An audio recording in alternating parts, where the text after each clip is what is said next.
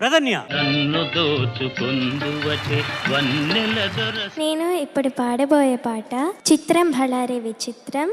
చిత్రం దానవీర శూరకర్ణ. రచన సి నారాయణ రెడ్డి గారు. సంగీతం పెండ్యాల నాగేశ్వరరావు గారు. గానం ఎస్పి బాలసుబ్రహ్మణ్యం గారు మరియు పి సుశీల గారు. గుడ్ లక్ నాన్న.